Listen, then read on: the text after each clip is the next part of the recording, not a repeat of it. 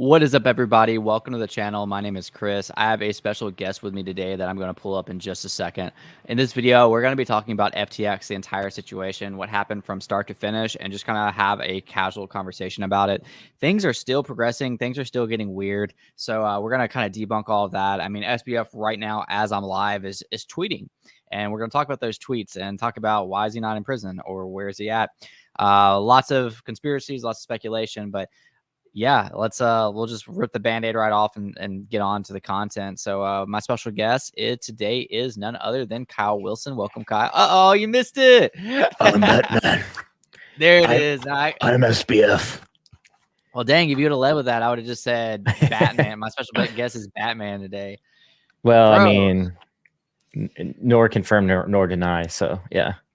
What a week, man. What a week. Like, God, like, as we're live right now, like I said earlier, this dude's tweeting, man. He's saying, he sent what, like yesterday?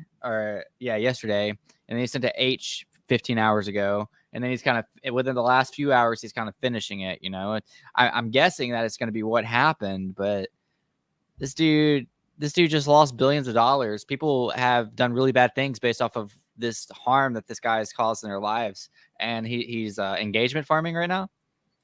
Yeah, that's definitely not the move. Like, this guy's reputation is just in the gutter and it's not coming out. Like, in crypto land, when stuff like this happens on even just a minor level or a fraction of what he did, your reputation never recovers. I mean, this is just irrevocable, damage that he can never take back unless.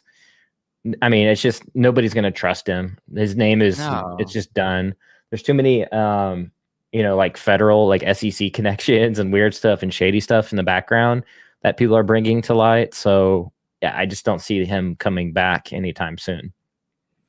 Yeah, no, he won't, dude. I mean, he needs to be in prison for the rest of his life, honestly. And I typically, I'm like anti-cancel culture because I feel like sometimes people get canceled for like mistakes that don't really hurt other people, but they made a stupid mistake, and they should, of course, experience repercussions. But I don't think they should be canceled for life on things. But yeah, so to fill you in, if you're watching this, you have no idea what we're talking about. This is the CEO of FTX, recently involved with lending money and using other people's money and essentially losing it and then going bankrupt and it being backed by nothing. And so on top of all of that, after filing for bankruptcy and people not being able to get their money back anymore, flees to the Bahamas, or he's in the Bahamas. And there's apparently a hack that goes on that takes another 600 million from FTX, which is customer funds that will never be seen again. And again, let me make this very clear. Hack. It's no hack. SBF clearly, it was an inside job. The auditor for FTX even said that it looks like it's an inside job. It wasn't a random hack from outside. This was straight in from the inside FTX. Took 600 more million of funds. The guy is still not arrested, and currently we're looking at him tweeting right now. Yeah, it doesn't look very pretty, and this is just exclusive to just FTX. I mean, there could be other cascading effects. So we could be looking at, crypto.com. We could be looking at like other platforms and projects going belly up. So this has kind of infected the crypto market. So this isn't just limited to FTX. This is massive exposure to the space and kind of that ripple effect that we've seen with like Luna, Voyager, which those were kind of much, in a sense, those were big too. And I think Luna was like, I mean, in terms of the market cap, was like what, 60 billion. So that was significant, but this is like really significant because a lot of projects were counting on their funding. They had some of their tokens locked in the exchange. Some projects were wrapped up in Solana. So you have to consider that too.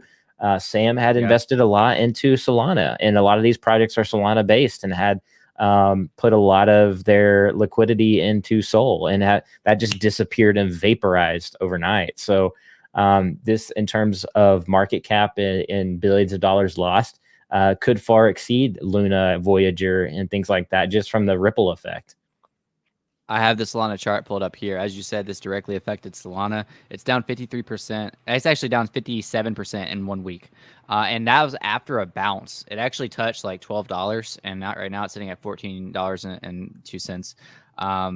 Yeah, like you said, this hurts the entire market. This hurts So much. I mean, I'm not even allowed to talk about it right now, but it affected me pretty personally, and I had nothing tied in FTX because of the funds. And even on a greater scale, he invested into a political party. Like he backed a political party pretty highly. So this is going to affect a much larger scale than just a couple of NFT projects in the crypto market. We also saw some things like BlockFi, which was pushed out by some major influencers in the space, and not that I'm giving them a hard time for pushing it out, but when you have somebody with millions of followers saying, "Hey, go use BlockFi," and then they kind of buy some stuff, get the yield, and don't worry about it, and then BlockFi comes back and says, "Hey, you can't get your money back anymore." You know, like that's significant. You know, like, and again, I don't blame those influencers for that, but this is, you know, what other platforms are going to go down. And there's obviously a lot of talk about Crow right now, or crypto.com. Their coin has been fluctuating a lot because like people are trading based on speculation. It's actually up 13% right today. So if you bought last night, you'll be up 13% overnight. But there's gonna be a trickle effect, dude. Like NFT projects, crypto platforms, everything is going to feel this. Yeah, Superstar Andre was one of BlockFi's huge supporters. I'm a fan of Andre. It just sucks to be in his shoes right now. You know, it's one of the reasons. Yeah, just, you know, Graham was FTX sponsored. Oh yeah, here, get this. FTX sponsored Graham in almost every video. But if you're familiar with them, they all made this channel called Millennial Minute, and It's yeah, this is vaporized now. yeah. So I'm Millennial pretty Minute, sure, right? one of the primary sponsors of Millennial Minute is actually none other than FTX. And Yeah. so if you're wondering like how they're doing, I don't even remember how this. I can't believe I'm on the spot right now. Let me pull this down and then pull it back up. No, I'll show you how Millennial Minute's doing. Yeah. Millennial Money, not Minute. That's why I Well, wasn't. how many subscribers do you think they had? I mean, it's fairly new. It was a fairly new podcast, and it already had like a couple 100,000 subscribers. Almost So 10 million views, bro. 10 million views, probably like 200,000, 250,000 subscribers at least. I'm sure, something like that. I'm sure somebody could look it up, or Social Blade is another tool you can kind of look at. I just had it up earlier today, and now it's, unless they took it down within the last hour, because they didn't delete the channel. Oh yeah, I think from what I saw, they're deleting and process to delete the channel. So I don't know. I didn't watch the whole like 411 on that, but oh, you did? Okay, wow. Yeah, so here it is. Ooh, just M. 169,000 subscribers, and they ended it on 69. They did. 10 million views. 10 million. Again, if you're just joining this, I'm not trashing these people. I'm pointing out how much of a trickle effect this will have, because Millennial Minute, or Millennial Money, I keep on saying Minute. Millennial Money is made up of Graham Stephan, Andre Jick, Meet Kevin, and the Jeremy. I always just call him Stocks or Jeremy or something like that. Anyways, these are huge influencers in the finance space, not the crypto space, but they did kind of like border on crypto. And I think a lot of them decided that they're going to start putting Bitcoin in their videos, you know, the safest of the tokens, of course. And then like kind of dabbled in Ethereum. And then, you know, if you're watching this, you're from Vivi. Andre even made, you know, videos alluding to Omi or Vivi. But so they all went together and made this channel that was sponsored by FTX, and it was sponsored by a couple of other things as well. But FTX was in every one of their videos of the logo. Go buy crypto from FTX on this. And again, I'm not slamming. It was a full sponsorship. Yeah, it was like channel wide. Yeah, and I'm not slamming them for this because, like, you know, it's not like they could have predicted that this was going to happen. I hope that nobody had predicted that this. That's tough. Happen. I mean, content creator position, to be in that position and to get paid, you know, that's kind of a dream, you know. That's so. Yeah, and they, you know, between the four of them, they've onboarded probably millions of users and who've spent a lot of money, and a lot of people lost, you know, their funds are now gone via FTX. So you think my whole point of even saying this isn't to scrutinize these content creators. It's to say, like, do you think they're going to mention Bitcoin anytime soon? You think they're going to mention Ethereum anytime soon? No, this is going to be a background of their thing. Like, maybe like when it's safe again, they'll come out, but like they're not going to be recommending anything, and they're not even going to trust affiliates. Like, because a lot of times these content creators will work with companies that give them affiliates so that they get a certain amount of money from that company. And a lot of times, even though everybody wants to say that it's because They just want the money. No, they trust the company, and then yeah, they'll take that extra bonus on top of trusting this company. Who are they gonna trust? Who's gonna come to them? Binance could come to them right now and say, hey, we'll give you money for like a sign up bonus. Graham's not gonna make a video on like with that. He's not gonna take the risk again, because this like is a huge dent to credibility from the general audience. So I don't know. What's your thoughts on that, Kyle? Like, you think they're going to be promoting exchanges or even crypto anytime soon? So yeah, I mean, just to provide a little context there, I watched them for a while. At least Graham and mainly Graham. I've seen Graham quite a bit over the years. Meet Kevin as well before he blew up, and Andre was I got exposed to him actually through the VV community when he started doing OMI videos. But Oh, nice. yeah, so I was actually reverse on that whole discovering Andre, but um yeah, it was interesting to see them kind of evolve from going from like super safe investments and like traditional investing, like real estate stocks, and then then they started talking about like crypto and Bitcoin because they saw that the future is going to crypto. And they probably felt compelled that they needed to do more in crypto because that was the future. And then they started, of course, getting the sponsorship, FTX. I mean, FTX was everywhere. I mean, it was kind of even my dream to be sponsored by like a big exchange like that in my mind was going to be one of the first, like, one of the first really popular exchanges in America. And hopefully, that would be, in a sense, be regulated to, I don't know, provide a path to regulation and how things should be done in crypto. But it's been the exact opposite. And obviously, we know now that FTX obviously collapsed and filed for bankruptcy. So for those guys, Andre, Graham, Kevin, and the rest of all those other YouTubers in the finance space, they put their necks out there. And, they probably were like, hey, we're finally over here in crypto land. Let's do this. Let's go all in. And as soon as they went all in, they just got their heads chopped off. I mean, talk about like, yeah, not only hit to their credibility, but that's going to be a massive hit for the future of crypto in what they accept in terms of affiliates or promoting. These guys might not talk about crypto for a long time. They might stick to stocks for the foreseeable future.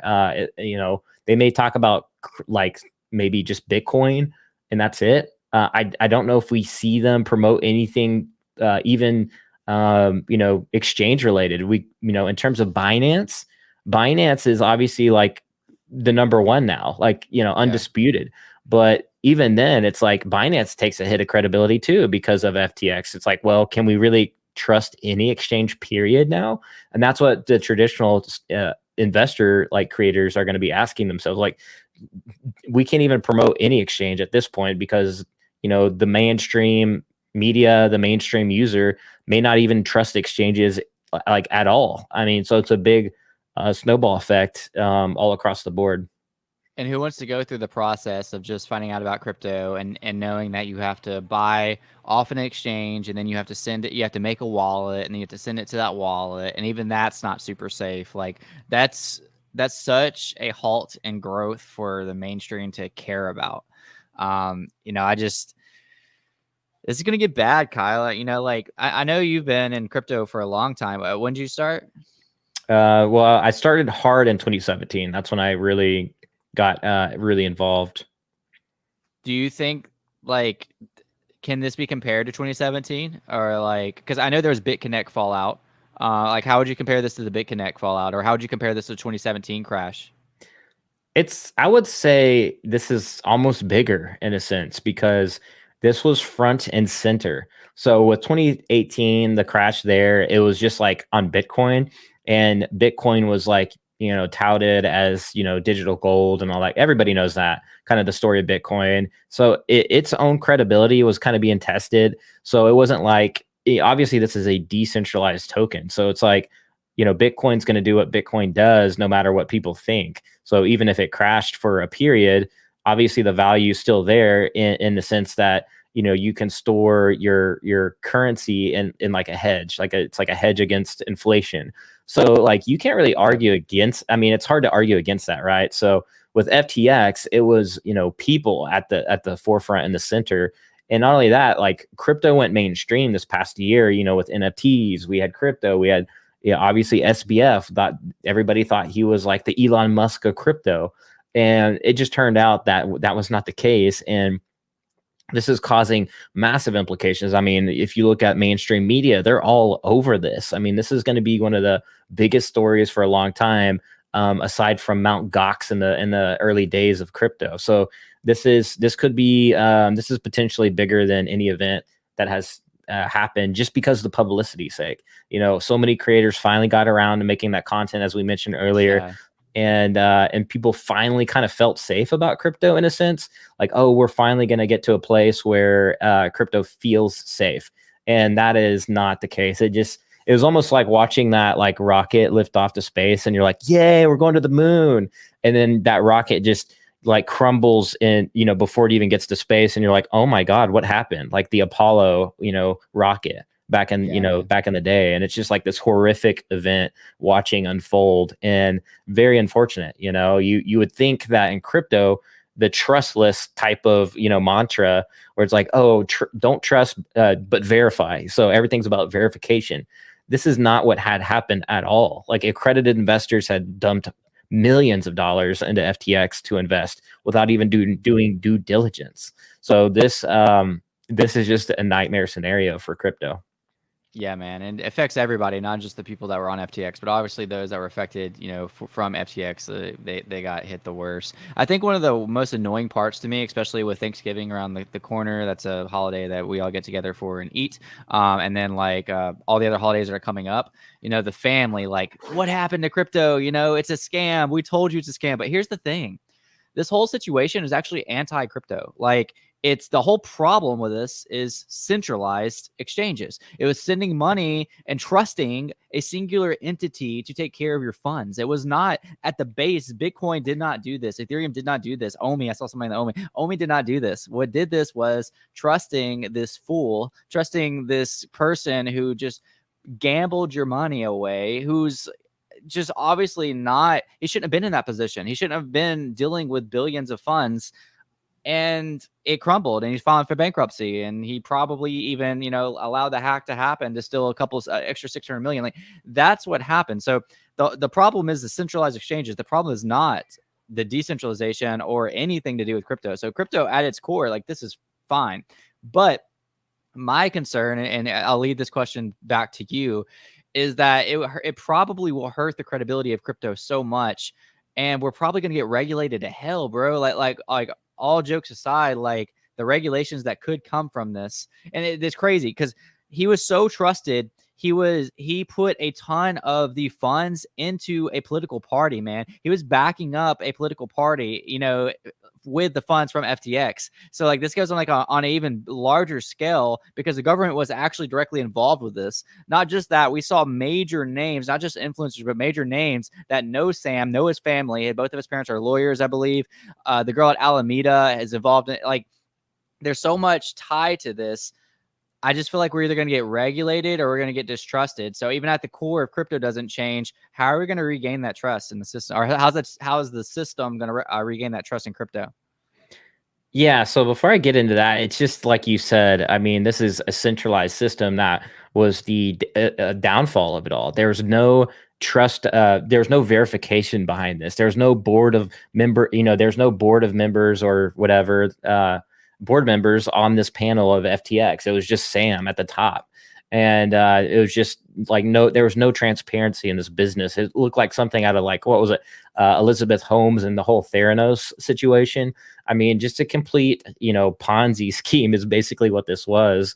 And it also, I would say to a degree, is the government's fault. I mean, this is on Gary Gensler's watch. I mean, he didn't do anything to progress the innovation of DeFi, true DeFi, when they could have just essentially helped promote why DeFi is here, the innovation behind it, the innovation behind crypto and its actual real mantra of decentralization. When users are able to actually use like actual DeFi protocols, there's no human being behind it.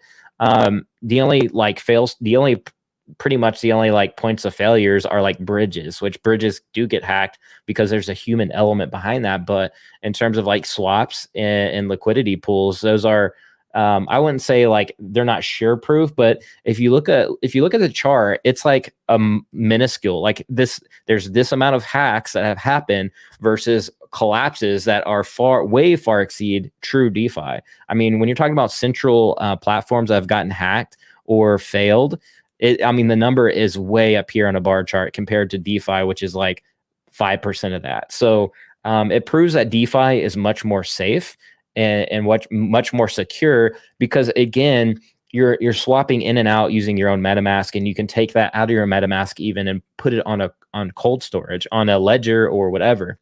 So in terms of that, there's like way more fail safes and there's way more protection there. I don't know how we get back, honestly. I mean, it's going to be a while. Like I've seen on CNBC, even the head of CoinDesk, I think it was, talk about this may be a crypto ice age instead of a crypto winter. And so that's kind of scary for crypto. And while I am going to be doing my due diligence and being very smart investing wise, I'm not going to be putting, I'm not going to be blowing tons of money, putting my racks into any coin at this point. I might do like the very top coins. And I may do some swing trades here and there. If I see a good move, I have experience in trading, so people don't need to copy me or what I'm doing.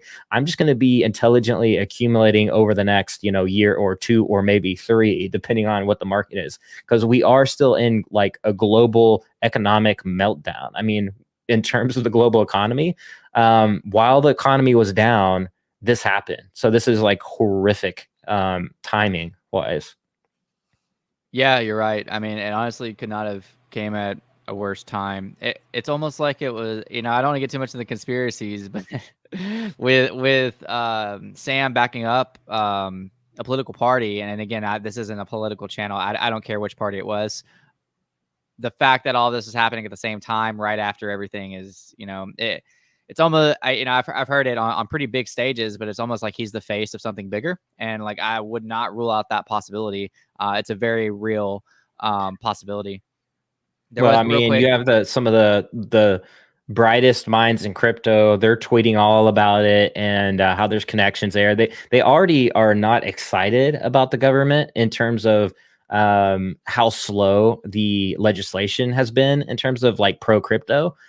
Because again, other countries are far ahead of the United States, and for the United States to be behind in technology is kind of alarming, and it shows like a trend as like, America was always known for innovation, and it always has been, and not probably always will be, hopefully. But like for them to not pass anything and to slow this up, obviously spells out there's some obvious manipulation, or there's some definitely backdoor talks that are happening, obviously at the highest levels. So it's just you put 2 and 2 together, and 2 + 2 equals 4. So. I don't want to, 2 things. I don't want to throw this on them because I haven't seen the proof yet, but apparently Huga had some assets in FTX. So the royalties of Huga were able to be stored in FTX, and somehow, some way, Huga, by the way, is the ecosystem behind Bored Ape Yacht Club. Somehow, some way, they're able to get that money out. That's crazy, huh? It's just crazy how things work. Kobe in the comments said, talking about how crypto needs regulation. While I agree 100% with that, I'm just worried this is going to go overboard with it. I think we need to be regulated, but I don't.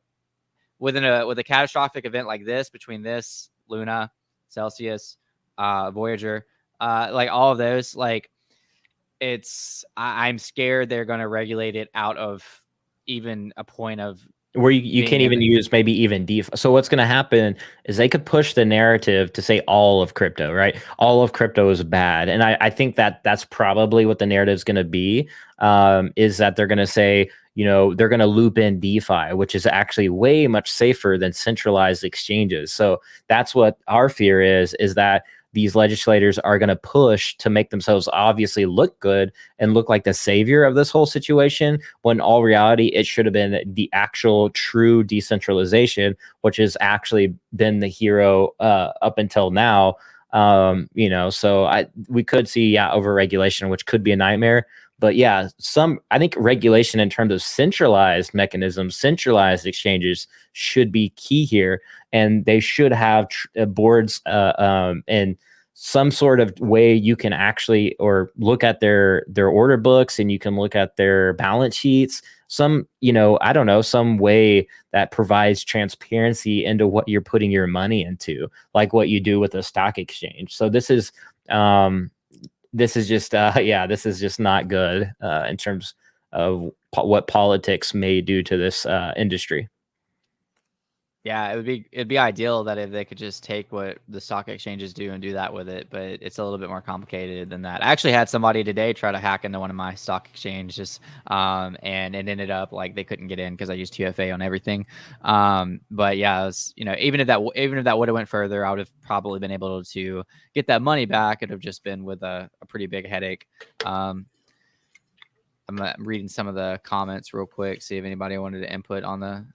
Thanks to fun Under the Sun. Said 2 awesome YouTuber. Yeah, I didn't say it at the beginning, but Kyle obviously has a YouTube channel. Just hit 10K, baby. Let's go. That's awesome, man. Yeah. I'm super excited for you. Yeah, Kyle is at 10K. I'll obviously tag him in this video and put his channel underneath. So be sure to be sub to Kyle. If you're not already. We'll also both be at Decon this week, so super exciting about that. But yeah, man, I just had to go live and talk about this because it's bigger than people think it is. Like I see people making jokes about it, and I joke about everything, so like I kind of get that. But also you've been on the joking rampage lately. I troll a lot. But at the end of the day, this is a very serious situation.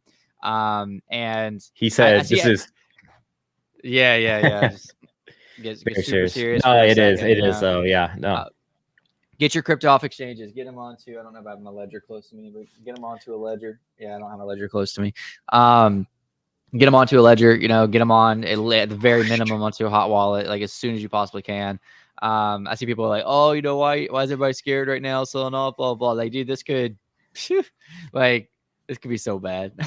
Yeah, I mean, just based on the first reaction, the first wave of reactions, it's like pretty bad when you see like people deleting entire like YouTube channels, and like CNBC, like all the mainstream media are really starting to dig in on this story, and it's probably not going to slow up. And what we're going to see is, we're going to see politicians jump on those shows and tell them what they think, and so we're just at the beginning. This is like the tip of the iceberg. I had a video I wanted to pull up, but I don't know if I'll be able to find it in time. Keep on stressing that I really like Andre. Andre was one of the first financial YouTubers that really taught me a lot about dividends. I like his personality, so whatever. But I did see a pretty funny Instagram, a reel about like him talking about BlockFi, like, oh, I love BlockFi. This is the yield I saw that get. one. Yeah, and he was even like, this is just crazy. You get this much yield. Like it almost sounds. I don't remember what he said, but it almost sounds unreal. And then it like follows up the video with like, all right, please take your money off BlockFi. Get into somewhere else. Yeah. And I think like obviously that should have been prefaced a little harder, but he wasn't thinking about it. But like sure, buy on here, but make sure to store safely somewhere else. And maybe if there's any kind of like harsh feedback I would give, which again, who would have known?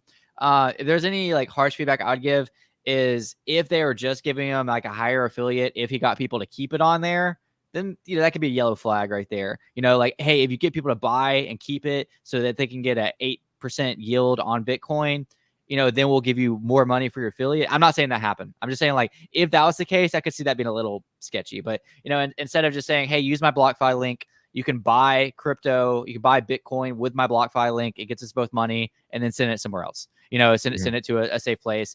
I don't see anything wrong with that. Like, what do you think?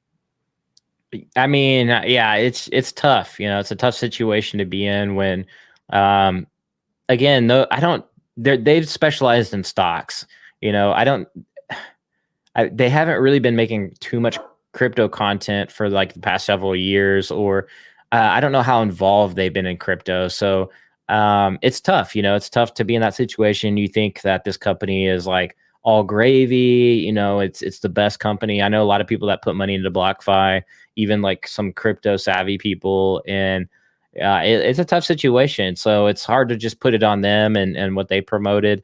Again, it's just like one of those situations that's tough for everybody. And I don't blame them. I don't think they're nefarious. I think they tried to help people. And while I do think the rewards were high, and I always get really cautious of like 8%, 10%, I'm like, ooh, I don't know about that. Like, how are they making that?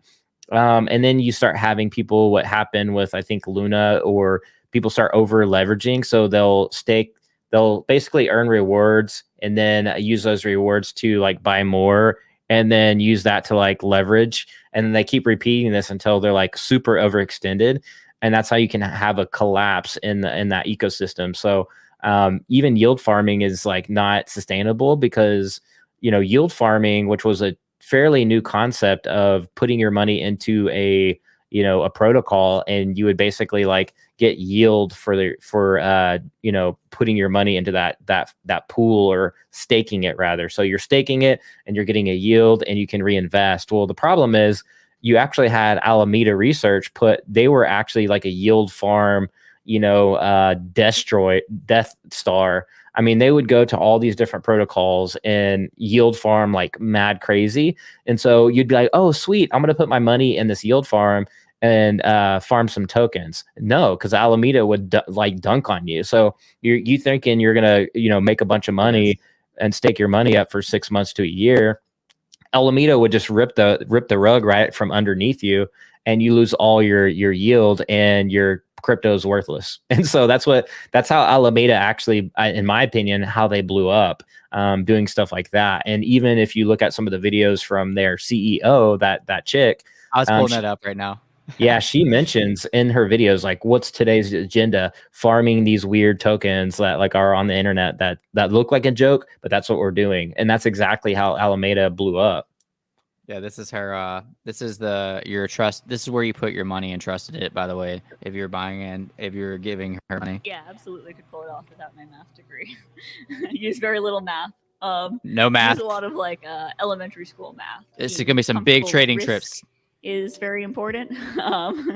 We tend not to have things like stop losses. No stop losses aren't necessarily a great risk management tool. It's not funny. It's like it's just example of a trade where I've lost a ton of money.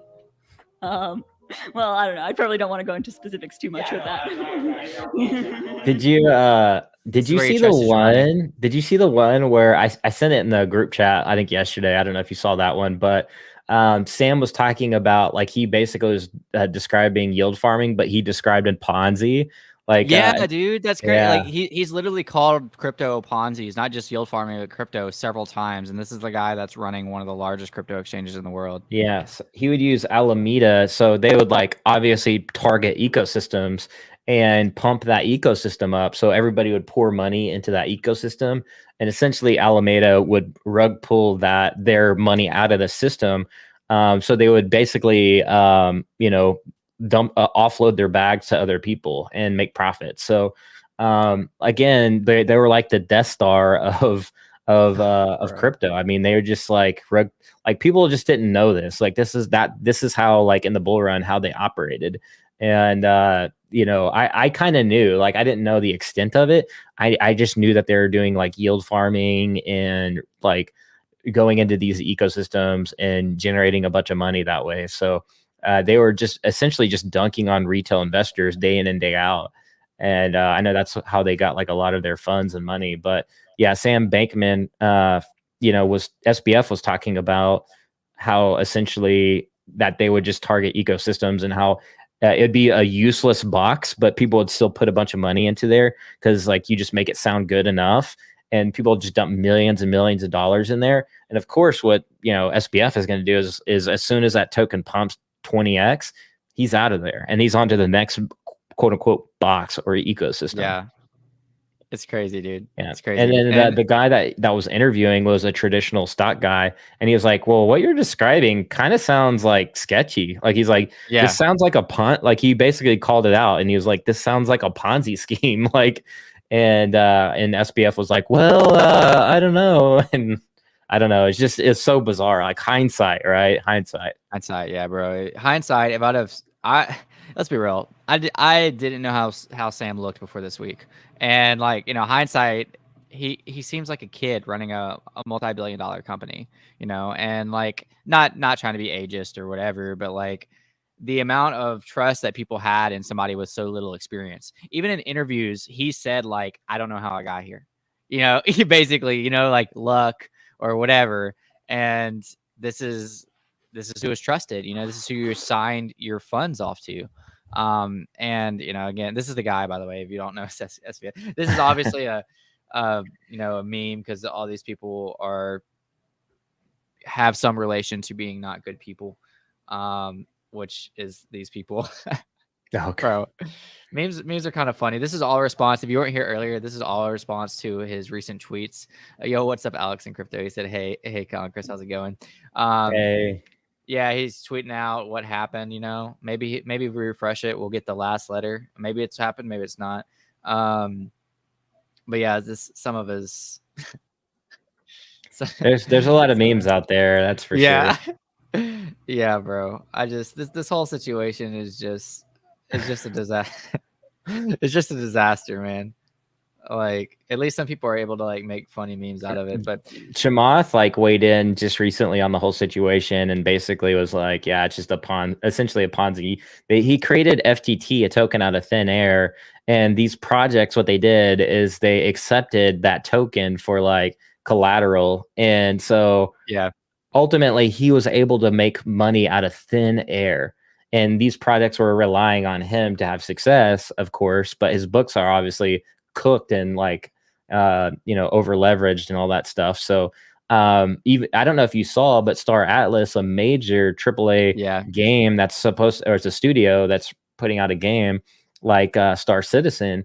It's like the Star Citizen of Web3, and their funds have evaporated to the tune of 50%. So their runway to produce a game, I think they had like 3 years of runway, has just disappeared by a factor of 50%. So, or you know, yeah, it's just insane, man. And so they're gonna have to. They put out a letter basically saying that they're gonna have to raise funds again.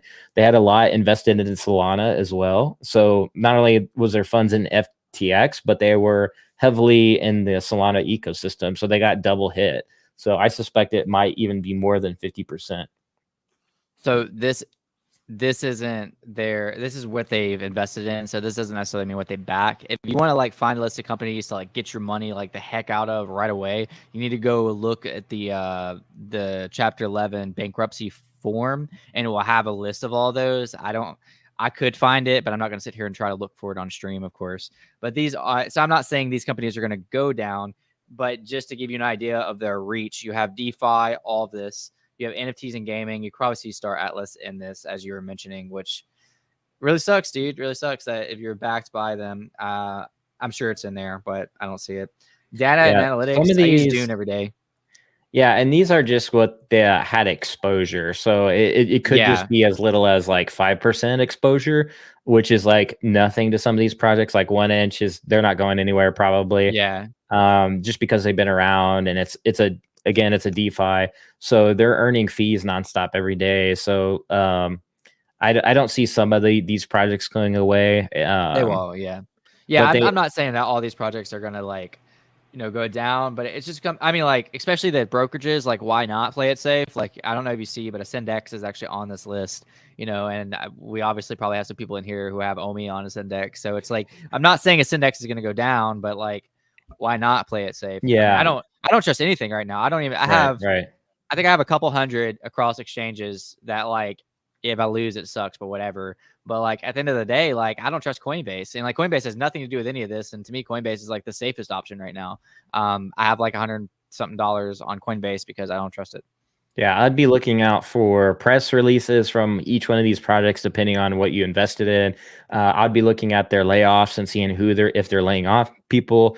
That could be red flags that they were exposed. You know, if it's yeah, I mean, it's just not a good time right now. That's for sure.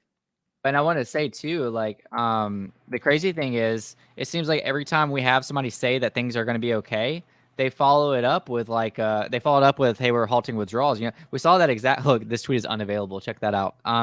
But so this was from BlockFi. This was a statement saying that the funds are locked up and can't be taken out. And like literally within like 2 days before that, Flory Marquez, is she on the team at BlockFi? I think she's either on the team or by something big at BlockFi.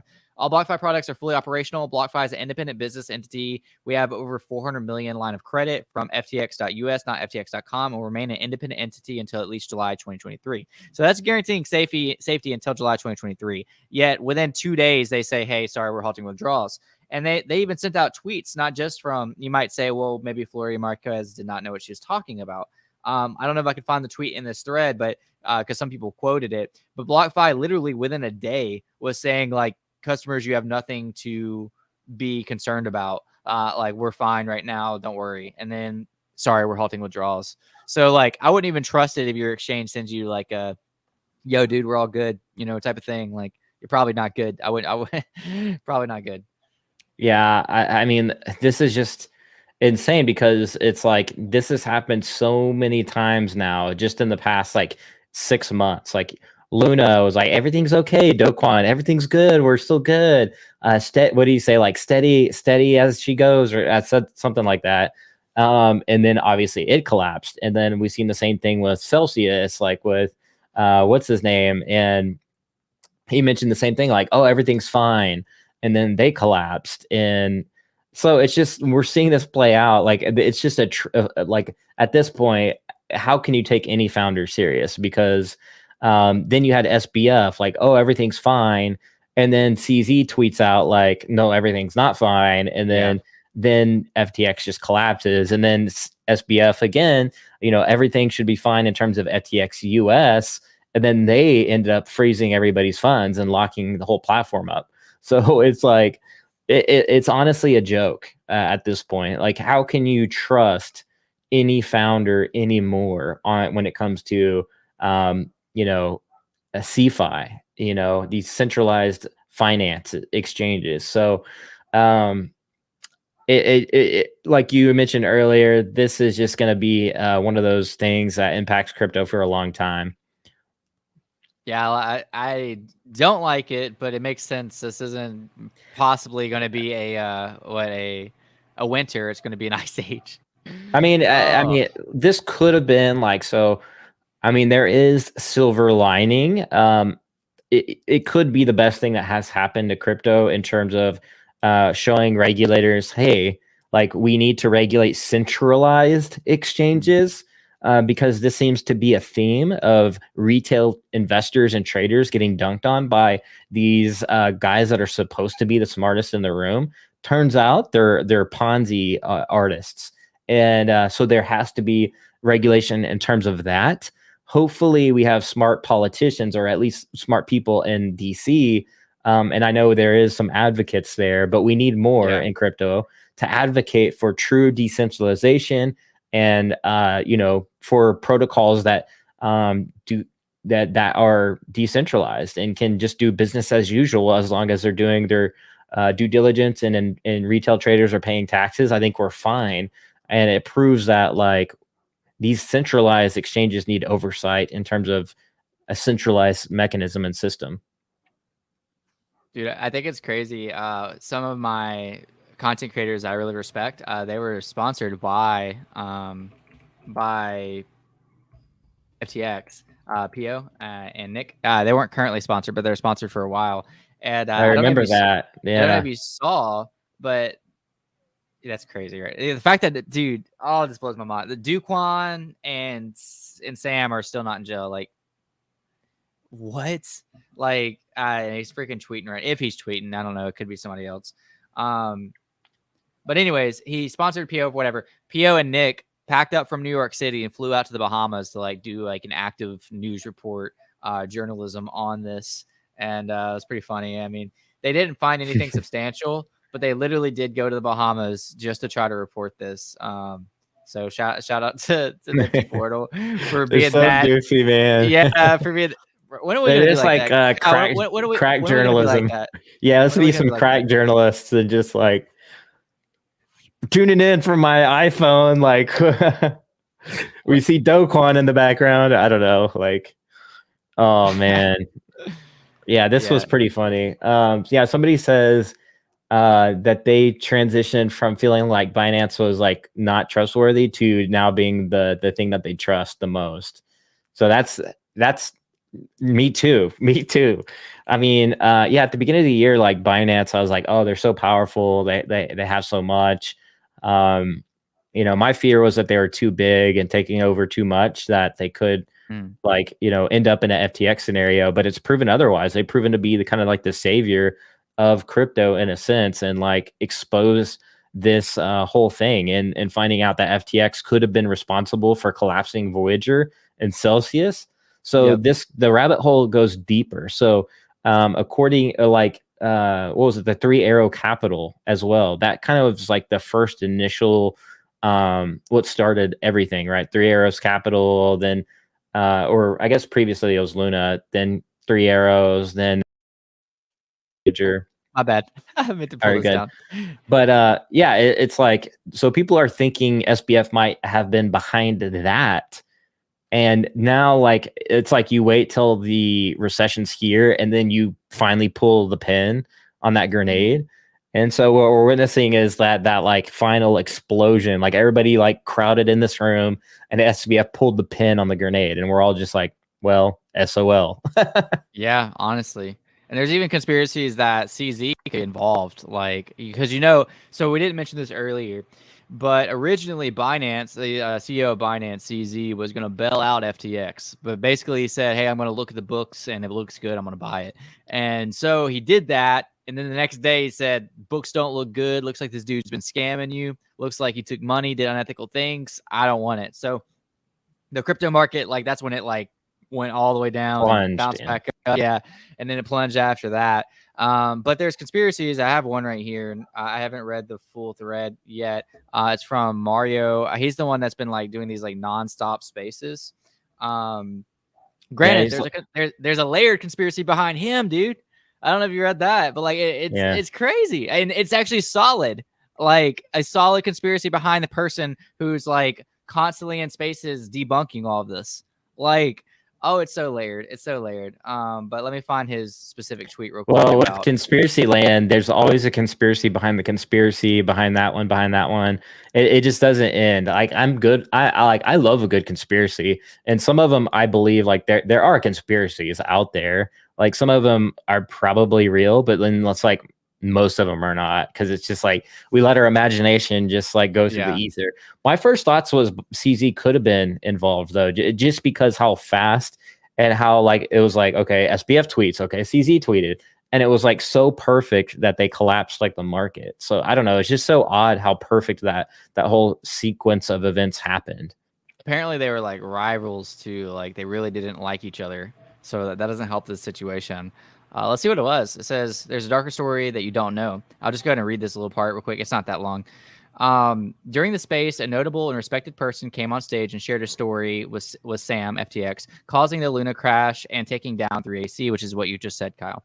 CZ knew this. Apparently, CZ warned Sam of his reckless actions on multiple occasions, but SBF ignored him. As things got worse, CZ saw no choice but to make the issue public. This led to an infamous tweet by CZ 3 days ago that took down FTX. CZ had no choice.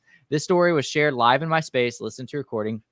I asked for the source to ensure it's not misinformation, and it turned out to be a very close friend of CZ. The speaker was a senior person at a major centralized exchange. My tweet went viral, instantly reaching 1 million people. So why did I delete it? Well, it seems that this info was meant to be confidential, and the person who shared it immediately faced significant pressure and threats. I also flooded my DMs to avoid this courageous person getting in trouble. I immediately deleted this tweet, which was right here. This shows the complete lack of transparency in crypto. We all talk about decentralization and self-regulation, yet some of the biggest names had no idea of the things happening behind the scenes. How is this decentralization? How can crypto mature and flourish with all the BS? I will continue to blah, blah, blah. It's just a shout out. So I guess he never did get down to the exact conspiracy. I'll be surprised if the comments don't talk about it. But essentially, it was just CZ setting up for all of this. This is crazy. Like, this is what you were talking about earlier. Yeah. Sam being connected to Alameda, FTX US, FTX Ventures. And this might be the list that we're talking about of all the things that were attached. God, man, this is there. And obviously, like, even BitBoy was trying to like basically say what was going on. And he had sources and kind of inside, well, not inside, well, he did have inside information. I think he had mentioned that people were coming to him to like report it, in that it was credible. Like his investigation team like verified everything before he like came out and said it. And there's other accounts of people like calling BS on SBF and FTX, saying that like when they interviewed SBF, he was never able to say like where he got his initial funding from. Like it was always like he never had a straight answer, and like Yeah. a lot of people were just calling BS. Like that, like it would Elon did. Yeah, because Elon was SBF one of them, yeah. wanted to apparently invest $3 billion in his Twitter acquisition, and Elon basically said, "No, where did you get the money from?" Or it was something like that, and he didn't trust it, so he didn't accept it. Yeah, there's another guy too. Like I guess like he was calling BS on everything about SBF as well, and saying like every time he's asked SBF about that, like there was no real answer, no real response. And Chamath even was like, I can't remember what Chamath exactly said actually, but he was just somewhere along the lines like they created a token out of thin air, and I mean, it's just Ponzi 101, and they took that to the extreme, right? They printed the money, the fake tokens, magic internet money, and over leveraged it. Yeah, FTT, and then they used that as collateral, and obviously overextended themselves to like the 20th power. Like it's like insane what they did and got away with. But yeah, oh no, yeah, SBF went to Chamath, and Chamath had his team look at all the FTX stuff, and his team came back with recommendations. Is like, hey, the first thing you should do is get a board, and you should do these other different action items before we like invest in you. And it was like in their $17 billion like funding round or whatever. That's right. Yeah. And I guess SBF's team came back and said F you, literally. Like they said F you. And so that was the end of that negotiation. So weird stuff, like weird stuff. And they didn't have a board. Like it ended up they didn't even have a board. Yeah, there was never a board. Yeah, there was just SBF, and that was it. He had like the sole control over everything, which is very, very odd and strange. So yeah, I mean, even Mr. Wonderful, he said he's going to fly down to Washington and like demand regulation.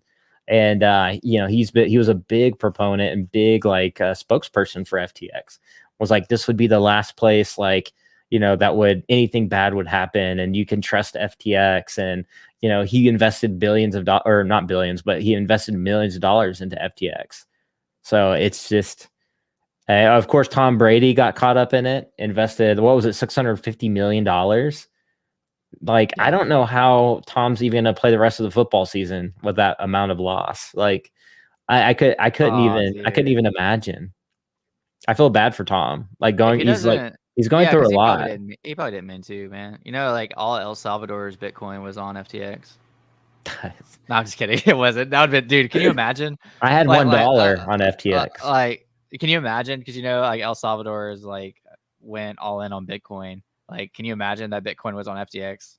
Like, somebody literally, like, what would have happened? Somebody says watch Becker's video. Yeah, so Becker, yeah, I mean he always has pretty good takes. He's pretty savvy about it. He sits Kyle is Alex Becker Maxi, by the way. I'm not a Maxi. I'm just like, so it's weird. Like I've known about Becker since like 10 years ago, when he was doing like his SEO, like basic internet marketing stuff. And so I know him from that. And then fast forward, he actually was like he called crypto a scam, I think, at one point. And I even remember on Facebook, I remember be like, bro, are you serious? Like, I was like, what? And fast forward today, he's like crypto maxi. But yeah, back then there's a time that Becker wasn't even like, he didn't even like crypto. But fast forward till now, like, ironically, I got into his like NFT project, Neo Tokyo. And now I'm like in the same Discord server, like a private Discord server with him and the Neo Tokyo. And hey, it might be a good time for me to buy in. Yeah, actually, I mean, shoot, yeah, just wait till like Christmas, and I'm sure everybody's selling like their NFTs. But yeah, I'm interested in what he has to say. He did a tweet the other day, and he summed it up pretty well in the tweet as well. Yeah, he had a recent tweet. It wasn't really a summation, but it was a response to the what thing. That was pretty good. I'll pull that up real quick because that was super recent. Dude, people are so awful. I let them get away. It says I let them get away with it. Oh my gosh. Why? Yeah, it was this one. Pretty sure Sam just got Epstein while mid-tweet on on Twitter. Because he just said on that Twitter, word. yeah. That last word. Bro, I don't even know. Oh, I died when I saw that guy. Gabriel Haynes, the sword, yeah, that machete guy. It's got a lot of cussing in it, so I don't know if you'll want to play that one. But nah, yeah, I won't. Yeah, Becker's had a lot of takes on this. Scroll down a little bit. I think it was like a day or two ago. This is a little bit beside the STX point, FTX point. But I do want to know your opinion on this. As somebody who's been on crypto for a while, like, what do you think about the Tether thing? Like Tether being pinned to Bitcoin. Like, do you think that's plausible for that to happen or depegged? Depegged. So I don't know. I mean, Tether's always been the kind of the center of attention for so long. I mean, at this point, I don't know how Tether would fail at this point unless they were just running a giant Ponzi in the background. That's what he's arguing though. Like, I mean, this tweet, like, obviously he's being snarky, but we can't trust exchanges, crypto banks, lenders, decentralized coin owners. But bros, trust me, those dudes literally printing money via stable coins in the corner. They're fine. Totes cool. Bastions of ethics, fun, safe. I'm sure they're beyond reproach. Yeah, I mean, it would be nice to see some transparency, obviously, for obvious reasons. Tether's been around forever. If they collapse, the entire crypto market goes crypto ice age to like crypto like apocalypse, like crypto. The meteor is going to hit the earth and like wipe crypto out for like the next 1,000 years. Like that's what would happen if Tether went belly up. So we better think if Tether goes belly up is the end of crypto. No, not the end. It would just like the planet would explode, and then it would take like thousands of years for humans and plants to come back, like the movie Wall-E. You know, it would we would essentially be like in this like little space like ship and living in there for a while before we could float back to Earth and like safely restore crypto. But that's how it would be. Just because how exposed Tether is to the like everything, like literally everything. We're talking about DeFi. We're talking about everything. And so, yeah, that would be awful. I do think they have backed up funds. I just don't know like how much they do. And it would be nice to know. But that's why we have seen the rise of other stables, USDC, like with Circle, pushing for like stablecoin, like at least like regulation so they can like be a actual legit stablecoin. So there's like a lot of like stuff out there that is trying to like be the next like Tether or the next stablecoin. Gems and Vivi ended up having an exploit. You remember that? Oh yeah. You know, I asked Reese on live stream about the books a couple days ago. Yeah, what was that about? Go watch that video. I'll leave it pinned to the top. no, just tell us right here. Yeah, I'm kidding. He didn't answer the question. It was actually a question. He didn't answer the question. It was a question somebody else asked, and I felt awkward asking it, of course, because like, I mean, I literally just asked the team to show me their book. It's just a weird thing, you know. It's kind of like going up to a person like, "Hey, man, how much you make?" You know, like it's just kind of weird. But I did ask because I asked pretty much everything. And he basically just said he didn't feel comfortable. But I mean, I thought it was a solid acquisition or a solid question, because with so much uncertainty, you almost want to see like, hey, if stuff hits the fan, am I gonna be able to get my money out? He did answer the whole like collectible thing though. Like basically, if you sell an NFT for $250,000, how do you know that you're gonna get that NFT back? Yeah, how do you know that you're going to get that $250,000 out? Well, that question's obvious, you know, because the $250,000 just came from somebody else. So, you know, you just get their $250,000. I think the problem would be more so like, what if we all got a lot of money and then like we all try to withdraw at the same time? But I guess like that's a hypothetical. And like, I mean, honestly, you could try, if everybody in the US wanted to try to get their money out of the banks at the same time, they couldn't. Like literally, like you would not be able to get your money out of the bank if everybody tried at the same time. So like, it's kind of like I'll try to I'll try to think of the phrase. Well, that's why while you're thinking of that, that's why a lot of exchanges halt and like freeze transactions. So a lot of people like think that these exchanges are like experiencing issues, and they might publicly say like, "Oh, we're experiencing issues. That's why we halted and frozen some accounts."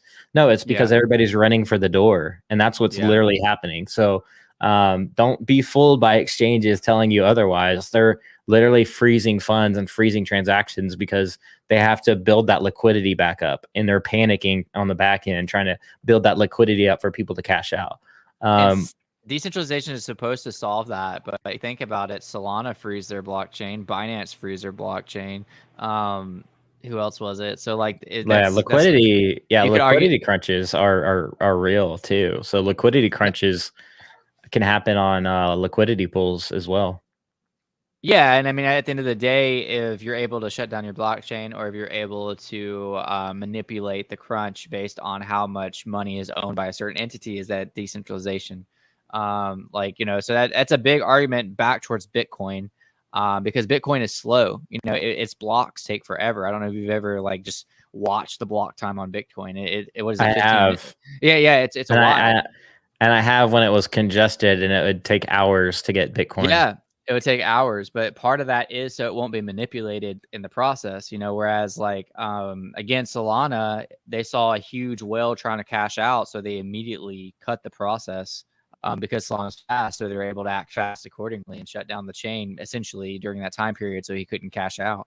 Like, so it, you know, it's something to think about when deciding on like which blockchain is, if your goal is decentralization, like which blockchain you're choosing. Yeah, and a lot of that too is Bitcoin is like obviously runs on a decentralized mechanism for now. The Lightning Network isn't so much.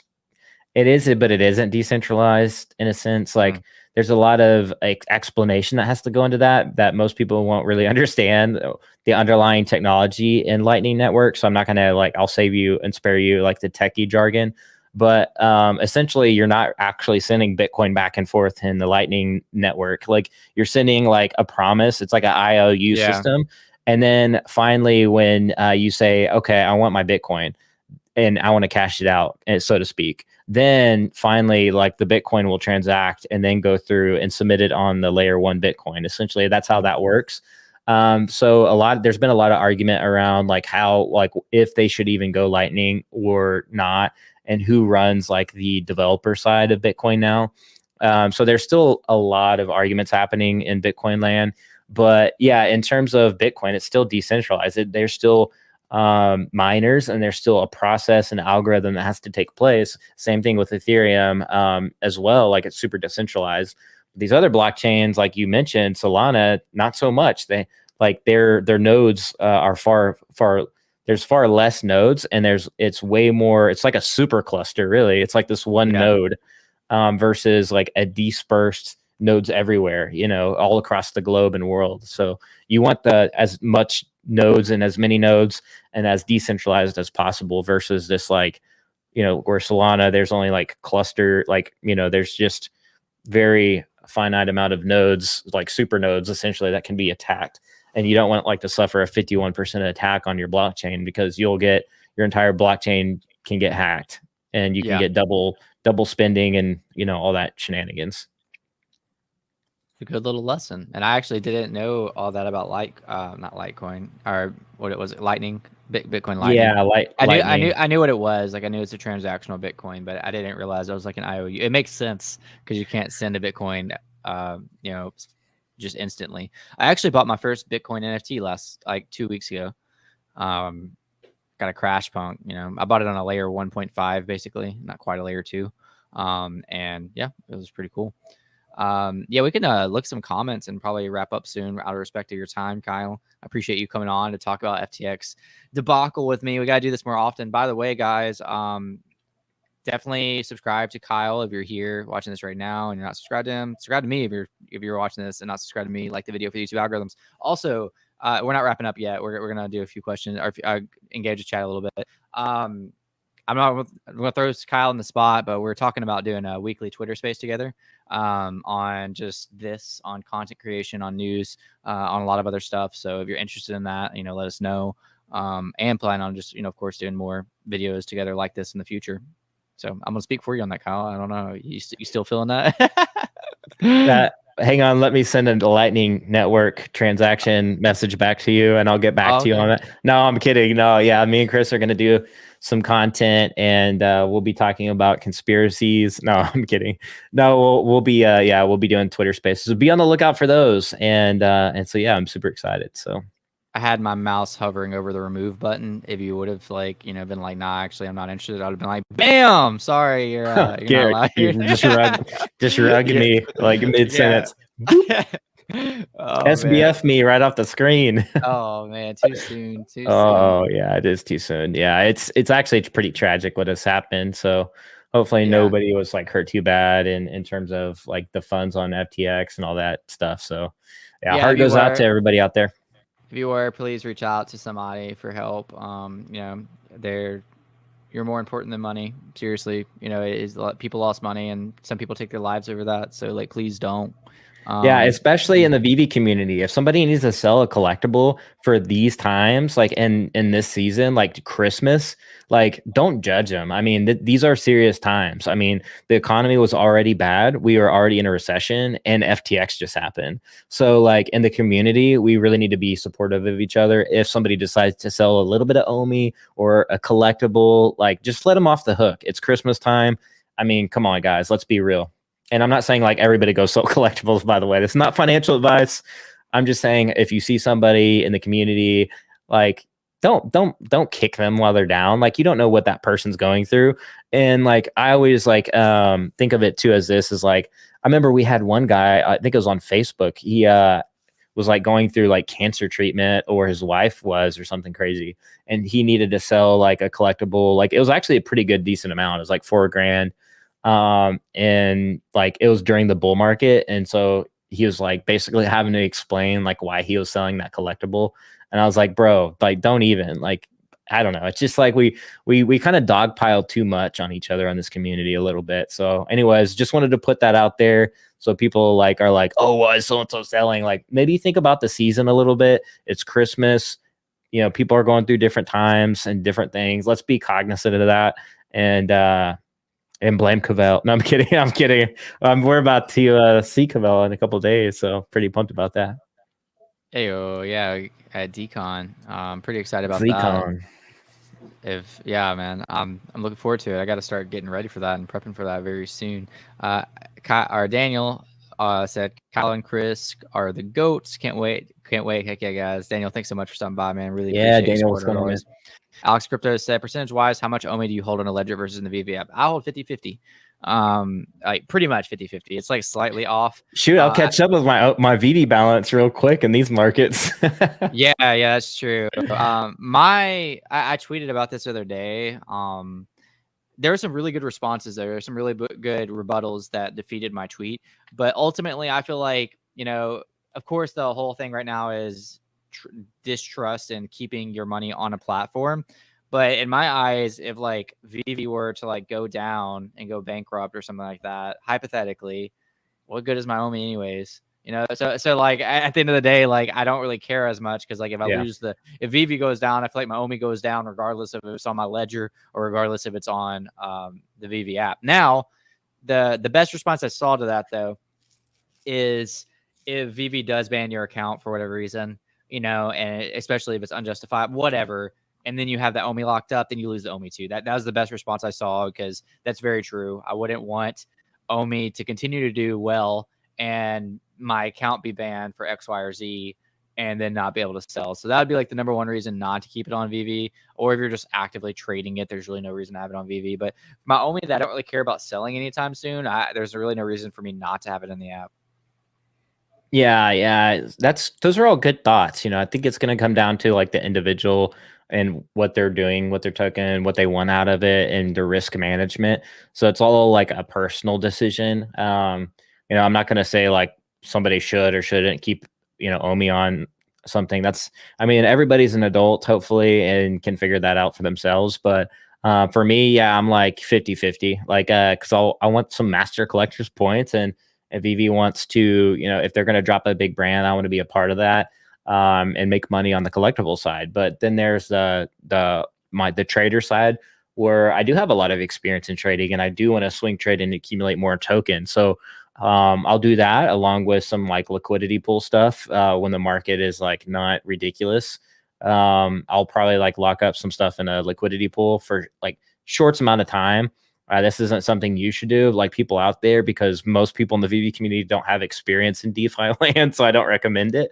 But yeah, so like I'll play around with some tokens, and that's just my personal strategy. So yeah, I just got those are all good points though.